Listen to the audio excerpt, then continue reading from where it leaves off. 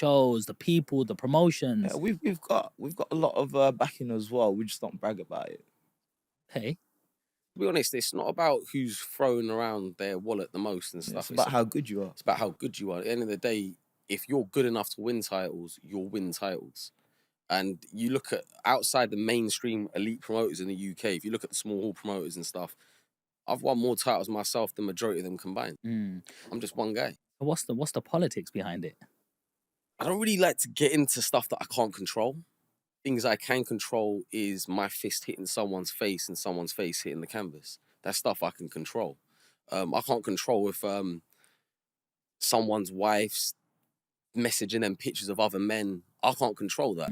Certain people within the trade, Amir, Iqbal, Dickbal, Shitbal can't. Obviously his wife's messaging him pictures of other men and saying that she wants to get with them and stuff. I don't know what sort of cuck relationship he's got going on there. I noticed there's a long couch chair, seat there, and I see a smaller setup over there on the floor. I don't know if the camera can see that, but is that the sort of place where Amir Khan sits while he's watching someone like AJ plow through? So is that you calling out Amir Khan? And hit places that he can't hit and stretch parts that he can't stretch. I'm just saying, at the end of the day, I've made it clear that I think Amir Khan is a waste of a man. There's a gentleman called Umar Bullet 2 Kayani who said that on Terry Stone's podcast. He said, look, Amir Khan's a waste of a man. He's a very respected man in the Slough Pakistani community. And he's saying that about his own countrymen. He's saying that Amir Khan's a waste of a man. I agree with him. And I think everyone watching at home would agree with me, unless you are into watching your wife get blacked and stretched by AJ or another black guy or any guy in general. Yeah, I know Kiani quite well, actually. He's a good guy. He's a hard worker. He's a proper grafter, isn't he? He believes in his deen. He's very humble and he's very respectful as well. Yes. So how do you get them big fights to get your name up in lights? Look, that's difficult. All I can continue, because boxing at the moment, to me, I'm going to be truthful, it's a hobby. I know, like, at the end, my goal as a kid was to become the first Indian world champion. I got into boxing. I originally wanted to win a national title as an amateur. Originally then wanted to box for England. I'd done all this stuff. I then wanted to be a pro. I become a pro. I then was looking, I was thinking to myself, why has there never been an Indian world champion?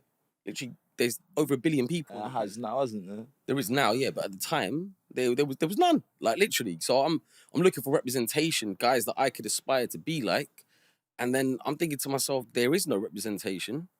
And yeah, like it didn't sit right with me. And then even when I was getting the shaft of different promoters and stuff, I used to think to myself, you know what? I'm going to achieve something, and in 50 years time, 100 years time, whatever, people are going to be like, well, there's a guy that we could look up to. Like, there's a guy like me, because there's going to be, regardless of what anyone wants to say, there's going to be an Indian kid in school who doesn't want to go and become a lawyer or a doctor or something like that. And he thinks, I want to go into combat sports maybe. Has there been anyone like me? Because that's what I was doing when I was young. You might have done the same. Same. Looking for someone like you, and then they'll come across me.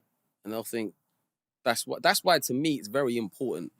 Growing up, I didn't see one Indian fighter that I looked up to or thought that this guy's also I want to be like this guy. I used to look at other brown guys thinking, is he Indian? Is it? But it's like he wasn't, and I was like, not disappointed. I was happy for them. They're still doing stuff, but I would always support them because there's a bit of resemblance towards me. So you might have got someone who was an Arab, like Naz, for example. Naseem Ahmed. Yeah, I used to look at him and he used to do well.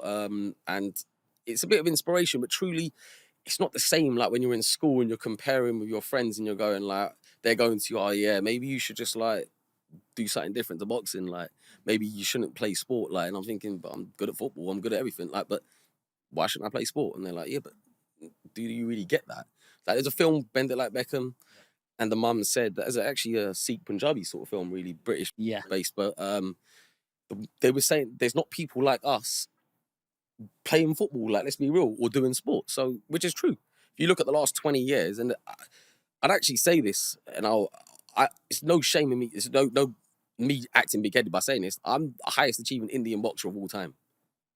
But I would actually fair to say the highest achieving British Indian sportsman. I can't think of any Indian sportsman. Monty Panesar played for England in cricket, but I don't know what titles he won, but there ain't been an Indian that's British on this planet has achieved higher than me. What's been your motivation? If you didn't have that, It was all idol in front legacy of for me. It was just like, originally it was just like, I don't really care if like I'm not making the million sort of pounds. It was just legacy. It was like, when I die, what are people going to remember? How much money I had, my bench press, my squat. What they're going to remember what you won, what you achieved on the battlefield. And on the battlefield, my record speaks for itself. And that's true. When you talk about, if you talk about empires, let's say India's had like the Sikh Empire and all this sort of stuff.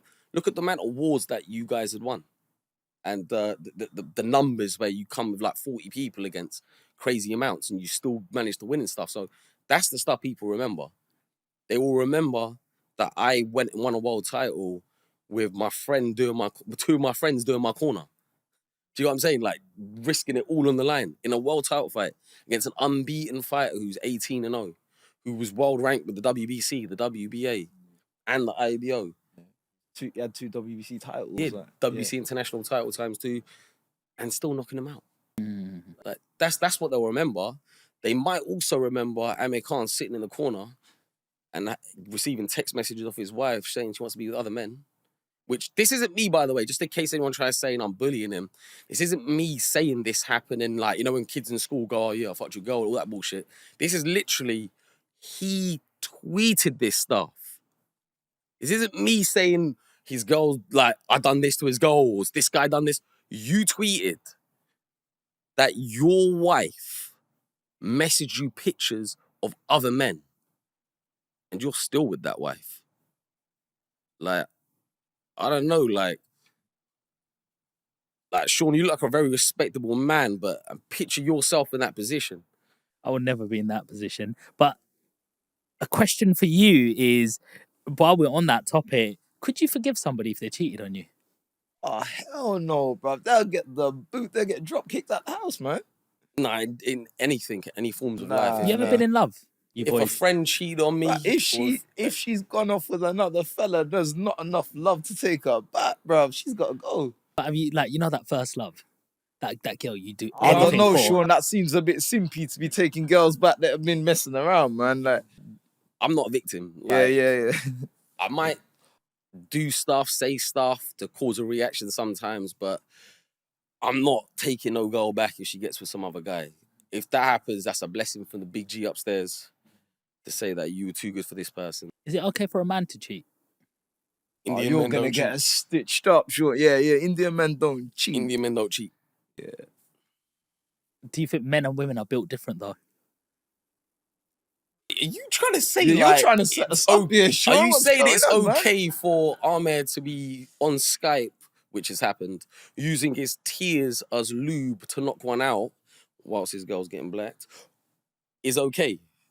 I'm not saying anything. I was just asking just a totally separate question to that. You know what our and just saying like, that Sean. because, like, you know, men, like, women are more emotional. Men, like, think quite, you know, simply. You know, I don't know, man. You speak from hear a lot. experience. Have you cheated on your wife or anything like that, or girlfriend? No. You haven't. I really hope he hasn't. Have you and not been caught? This is your podcast, not mine. I want to know your opinions. The masses want to know about Sean Land. They want to know about you. Like, are you a promiscuous guy? I also jump on podcasts, you know. Yeah, I talk about the real estate stuff. I talk about, you know, mindset. I talk about belief and how to keep going in different directions. But relationships are not my sort of thing. I'm a very simple person in terms of relationship. One man, one woman. That's it. Go along, work hard, pay the bills. There you go.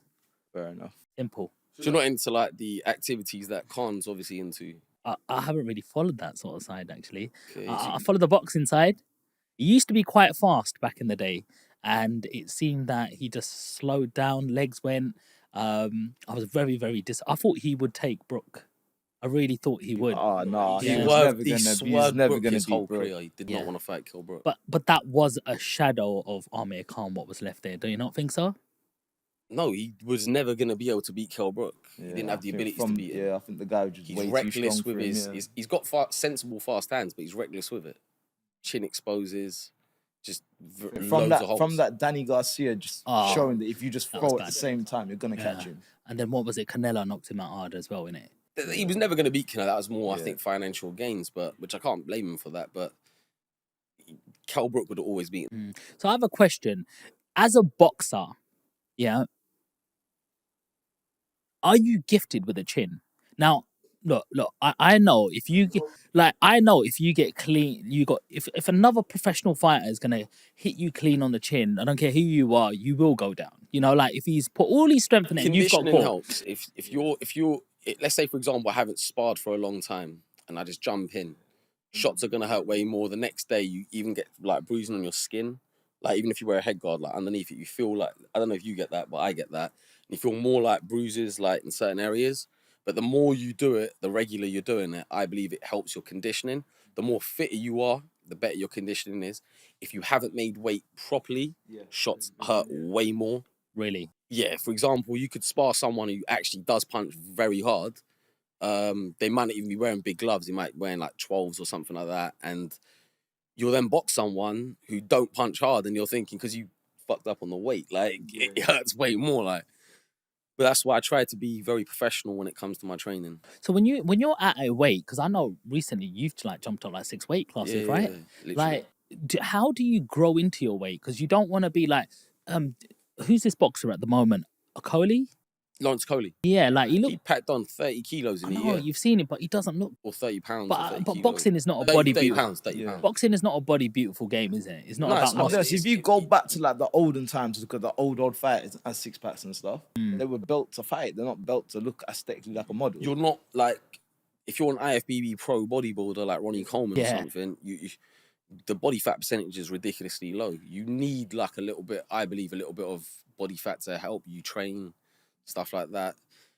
Jumping up 6 weights, to be honest, it sounds suicidal to most people. Like people at home won't really understand what 6 weights like. It sounds like, is there even 6 weights they'll be thinking?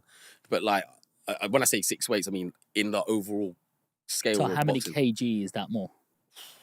I won the world title at 50, about 60, it's like 12 or 13 kilos. Obviously, I was walking around heavier when I was lighter, and then I'd cut a lot, and now I'm not having to cut anything really. So how does that? Yeah, that's what I was going to ask. How does that, boxing at a heavier weight, how does that affect you? I feel like I'm punching a lot harder. I feel way stronger. So obviously I've had to do like a weight program as well. Way stronger. Like that's why I know like Khan's obviously got that dodgy chin in it. Like it's like he's bought a dodgy TV or some guy, and it's there. Like it's just he's got a broken chin. I just feel like he's there to get knocked out. Tony, you fight at middle? I was fighting a super welter, but I'll be honest, I was inactive for like a year, and this fight just come up. Prince goes, look, there's an opportunity to fight for a title against a guy that just fought Virginder Singh. Bro, he goes, I would take this opportunity. The money's good, everything's in your favor. So I took it. I said, flipping, let's go. And flipping, obviously the opponent got changed and everything because that guy pulled out. But whoever they put in, similar record, still beat him. And what sort of record do you have? I've got 13-2, but one of them come from a disqualification. Okay. And truthfully, I should have won that fight. Why did you get disqualified? I'll be honest, he's laughing. I did something silly, kind of lost my temper. The guy slammed me on the floor, and instead of getting up and trying to box, I just fucking flipped and started smacking him low. Wow. So how important is it to keep your calm?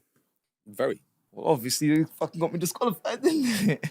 And so what's the consequence on that? Do you lose any money? Is there any financial loss? Nah, you just get it put on your record that you lost by DQs. So it's a dent on you the can record. get fined. You can get fined. Yeah. And do people look at you differently when they're going, shall I have him on my show? Is he going to be trouble or... I got disqualified in the ABA final in the amateurs. I was winning the fight. At the end of the day, we're only human, and like mentally, you're only going to take so much. And if you feel a guy's cheating and you want to cheat back, that's like, more temperament. Yeah, that's just temperament. I won a national title in the finals in 2008, Golden Gloves, by someone getting disqualified. I put him down, dropped him. He got up, just kept holding.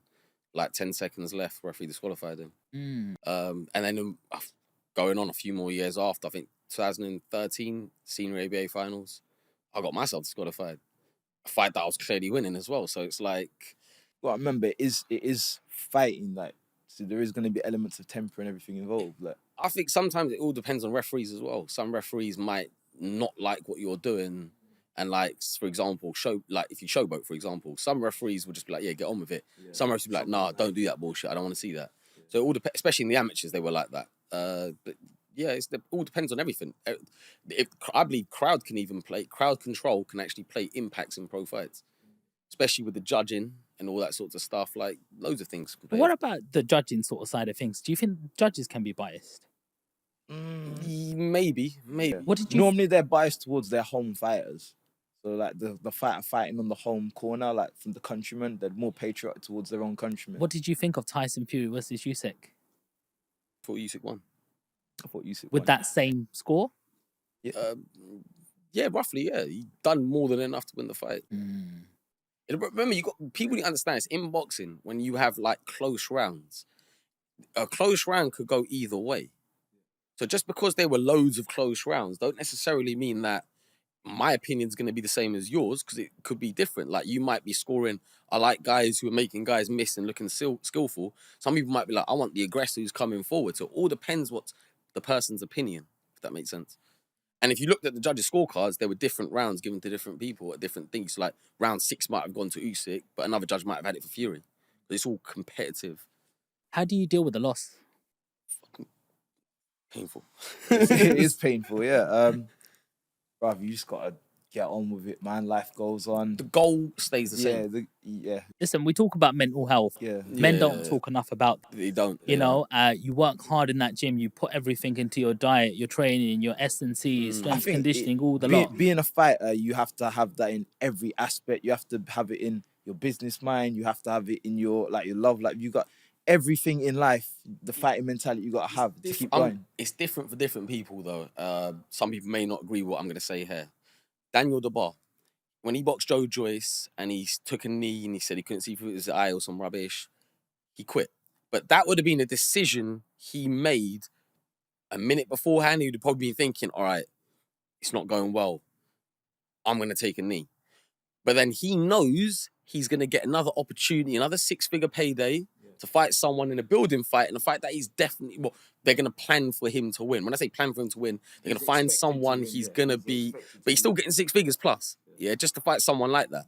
So he's thinking to himself, I don't really need to be here right now. Let me just sit this out and I could do it again. When he fought Usyk, or Usyk, however you pronounce it, same thing happened. Gets hit with a jab. That's a benefit of having a big promotion behind you. He sits down, he takes the knee. I can live to fight another day. Now, someone like myself who has no promotional backing, we're screwed. It's life or death in there. Yeah, we don't have the opportunity. A loss, you're back to square one. You're back to square one. You're now going back up that ladder. So I've just you drop down the ladder, you go back up. No promoter's like, hey, investing into me, going, we need you to do this and do that. He knows he's gonna get opportunity after opportunity. Don't matter. I don't need to get deep and bite on my gum shield and have to lay it all on the line. There were different fighters that have different places in life, different scenarios. Like you might have someone, for example, who lives in a third world country, who's got nothing to go back to. He needs to win. He's gonna bite down on that gum shield. He's gonna fight harder. Whereas you got someone who's waking up with silk pajamas and having steak and lobster for breakfast. They're happy. They're in content. a very lucky position in life where they're gonna get gifted everything. Exactly. Other people aren't. So what is your opinion when you're in a fight? Should you take a knee or should you go down in your shield? I can't speak for every fighter because some people will go, because there are different people who've said different things like, I couldn't see through my eye, I don't owe you guys to continue fighting, blah, blah, blah. That's me, I'm giving best or whatever. Some people will look like it like it's the end of the world. Some people, personally, when I was trying to win a world title, I would rather have not been able to see again and win the world title to be able to tell myself I was a world champion, if that makes sense. Well, it doesn't. It does to me, 100%. But then you could say it's like a different thing where certain things have happened in the past where people have tried to force people to convert religions or they're going to kill them, and they like outright, I'm not converting. So look, here's a scenario. I see Ronnie Coleman. Yeah, Ronnie, yeah, he doesn't he doesn't look good at the moment. Hip operations, he's all crawling this. on the Jay floor. Cutler looks great though, but Yes. if you look, and Phil Heath and all these guys Yeah. look amazing. But you look at Ronnie, he's on the floor. That's like a 7-time or 8-time Mr. Olympia. Yeah, but what good is that Legacy. now? But what good is that now though? But Legacy. he's like 50. Yeah, and when he normal, I think people live it to comes 70, down to- 80, has got no quality of life. They say boxing's about how bad do you want it. Yeah. Those are the extremes that people are willing to go through to get it. You're willing to die. Ronnie Coleman was I think it was 8 times he won it. Yeah, so what? That's like the same as Lee Haney. I think it was. Ronnie Coleman's Mr. Olympus. That is, he's the best physique in the whole world. So we're talking aesthetics. Yeah, there were a lot of guys aspiring to even obtain a okayish physique. But is that worth it? Just looking up at your mantelpiece and you see a trophy there, but you can't do what your How friends are many doing. people did he inspire to go into bodybuilding? How many people look up to? How many kids? By the way, I've got I a wanna be perfect like that? example of Yes. this. Yeah, have you ever seen the film Troy? Yeah, Brad Pitt when Troy. Brad Pitt, yeah. Yeah. Achilles basically. When he comes out and he goes, he makes the decision. The woman goes, if you stay here, you have a great His life. mum said that to him. If you go to the war, you'll die, but your name's gonna live forever. Live forever. That is the mentality that some guys And when have. the I'd little rather kid- die and my name live forever. Exactly. And when the little kid, when he was with 2 girls, and he goes up to him, he's like, "They're waiting for you." He goes, "Come Trust back you to to me in remember the that part. come back to me in the afternoon." He goes, "It already is the afternoon." Mm. He come back to me in the morning. He goes, "It's the afternoon." He goes, "Okay." He goes, "But the guy you're gonna fight now, he's so big. He's so this. He's so that. I wouldn't fight him." And he goes, "And that's why no one will remember your name." Mm. It's the exact same thing. In 60, 100 years time, 100 years time, all 3 of us should be passed. Who's gonna remember who? Yeah, that guy. Who's gonna be Achilles' with him? legacy still lives on now. Exactly. How much does your culture play a part in your mindset? Massively. Yeah, see, I grew up to be. I'm growing up a Sikh from a Sikh family, so we've always had the mentality that we come from. We are a warrior race, so to go in and fight, like I'm representing a whole race of warriors. I've got to go out and perform. I've got to show that we have a fighting spirit of warrior. So that's sort of that's a big part of my life. Is this something you talk about with your family, Tony? Of course, you know, like your my granddad, dad. My father, my grandfather said to us, when you go out there, you're representing us. So you need to go out there and give it everything you got. If you're not willing to go out there and give it everything you got, don't do it. And I say that there's a lot of fighters that like they want to represent the culture and everything like that. If you're not going out there to perform, shine, and represent us like the warriors we are, don't go out and represent us because we don't want that. We don't want that image. Is that extra pressure? Yeah, absolutely. But it's what we was born to be. He was in the changing room, and I'm thinking, this guy's getting scared. He sees like we're in Africa, there's loads of black guys running around. Some people tried storming our changing room. You freaked I me out told when you him- was talking about some of the stuff you was talking I about. was telling him, look, at the end of the day, you come from a good community. You had warriors like Baba Deep Singh, Harry Singh Nalwar. I'm like, and you're sitting there telling me, I don't know if I want to go out there now. Like, oh, man up. No, Go out there, knock the guy out. No, he started telling me, there's this place called the Volta region and they do like black magic and stuff. They do I was magic. shitting myself. I was like, I was just what giving are him you a bit talking about their culture and stuff. Like, but yeah, like I told him, look, at the end of the day, you come from a good stock of people. Represent. Telling me that, and then 2 weeks later, he goes, apparently some juju happened. The guy had a heart attack in the middle of the ring or something. I was like, what? What? Freaked me out to the max, bro. This guy's crazy. Where you got me a fight, man? Basically, he comes from good stock. He needs to remember that when he's in battle. That's anyone in general. Like, just think about your pedigree, your stock, where you come from. I like to look at it like that. Like, even when I was a young kid, like, always look at it like. The other thing, when we did the ring walk, I had like arranged like a really cool ring walk for me where I had like an army walk me out. He said, Tom, be careful because some of these guys, they're not quite like a health and safety conscious, so the gun might go off. I'm like, hold on, wait, I'm walking in front of 2 shots. What the heck, bro? Even he got carried out on the throne. They carried him out like a king. Okay. And, he was sweating because he thought, please don't drop me. Please don't drop me, man. Well, you said like Prince Nassim. I like to look at it as it's my own thing. Like I'm like the modern day Maharaja.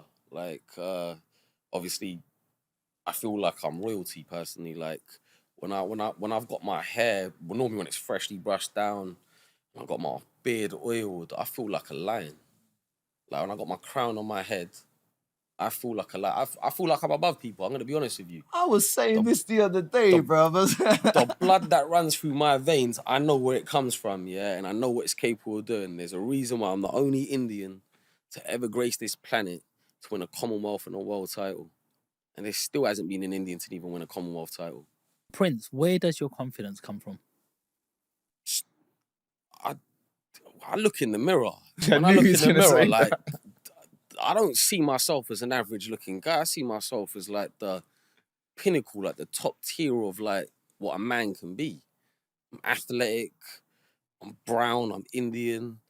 I look incredibly good. The cheekbones, the jawline, sculpted by Michelangelo himself, the straight white teeth, the girthy lips, the thick, dark Indian locks, 100% Indian Remy hair. Like, not many people, and even women themselves, can have hair this good. Like, so when we're dealing with these sorts of stuff, this is what I come from. I look at myself. I know I would never have a girl ever message me pictures of other men saying I want to get with another guy. Never. Any of my wife, if any girl ever, any girl How many you got, bro? ever says to me that they want to get with another guy, that's P45 getting kicked out. Like, never. Do you know what? I really love your confidence, and I think more people should have that. And there's certain people agree. sitting at home. You are what you think. If you're at home thinking, "Oh, I'm so shit, my life's crap, I'm ugly," everyone's gonna visualize Gonna themselves. have that There's vision. like an experiment they done once with a plant, and I think you might even know this one. There was one plant where every time they would water it, they'll say, "You're the best plant in the world. You're this, you're that." The other one, they were like, "Oh, you're so shit. You're so ugly. You're so this." The one that was given the positive, like, energy grew better than the other one. Both had the same water, same soil, same light. The only thing was energy. So I've still got people, all the haters out there, the Khan dick hangers who just love him and idolize him as if he's like a god to them, who love him even though they shouldn't be idolizing a man. They're all like negative to me, but I'm so destined for success that it doesn't even matter. You could say all the negative stuff. You could do all the juju, the black magic. It don't even matter because it's destined. Prince, I've seen some good-looking guys out there, And then you see yeah? me, and you're like, damn. I've seen some good-looking girls out there as well, but you know, they're in a group of friends. They're always the quiet one. They're afraid to have any sort of attention in case they say the wrong thing. I've seen people in the boardroom who never get that promotion because they're not going, "Oh, I can do this," because they just don't have that confidence. And they're content with their normal wage Yeah, when they probably. can get to the next level. I get that. Yeah, I've seen that. They're not content, but they're looking in the mirror and they don't see what you're seeing. Yeah. Do you know what I mean? Somebody Yeah. could, one person could say you're ugly. Another person could say you're the best. Whoa, No. But but a next Hey, person. nobody ever said no, that. no, Ugly, no, man. straight Come on. heterosexual girl calling me ugly. Listen, and then some woman could They say could be EDL, they could be BMP, reform, whatever. Yeah, Okay. They see me, they'll be like, "I want that Indian tonight. I fancy that Indian tonight." But you know, there's another version who could say you're the best thing that they've ever seen. Yeah, it's true. But no matter what it is, you always believe I'm the best. Yeah, absolutely. And you know, you're always gonna, if you've got a 50-50 chance, you're always gonna get that chance because you're there front, believing in yourself. What I'm trying to really get down into, where does that come from? What happens when you have that bad day? It's a good question, actually. Well, bitches ain't getting brown. They're not getting brown that day, are they? What, like, for example, if I had a bad spar or whatever and someone gets the better of me? Whatever that bad thing is in your day. I've only ever lost one fight. Yeah, in the last, as a pro, that is, yeah. So that's like 10 years, I've only lost one fight. It was painful.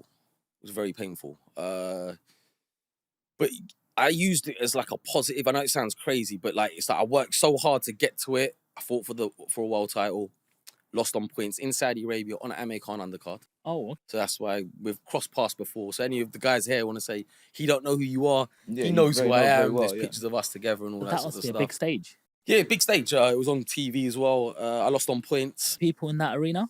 It was the King Abdullah Stadium. I'm not sure what it holds, but it was a girthy amount of people there. See, on that card, Amir was supposed to fight an Indian guy called Niraj. Yes. And Niraj pulled out the fight. And I'll be honest, I'm upset that Niraj pulled out that fight. He come up with some bullshit excuse. And he pulled out the fight. He made Indians look so stupid because it was supposed to be a rivalry of Pakistan v India. It's a famous rivalry. Yeah, it's a very famous rivalry. You basically humiliated all the Indians by pulling out. Like, if that was me going into that fight, I would never have pulled out that fight. Even with one leg, you say, I hurt my leg. Bullshit, you hurt your leg because you fought again not long ago. So you pulled out the fight because you were scared. This guy's whole reputation has been built off the fact that he was supposed to fight Amir. This guy's is a fraud of a boxer, man. Like, truthfully, I want to fight this guy. I've been after the fight. I've been calling him out on socials. He's got like his little group of Indian guys saying, "You know bloody good. Niraj beat you in 1 round." If you dissect his record and look at my record and his record, truthfully, I've beat the better fighters. I've won more titles. He's had more fights and he's been active and all that crap, but he seems to be active against dummies. See, you say that losses affect fighters, especially when they're not promoted. He's someone who's got some big backing. He's got 4 losses on his record. He never had the backing from the offset, though. Yeah. It's only like when the Khan fight happened, people started to know who he was in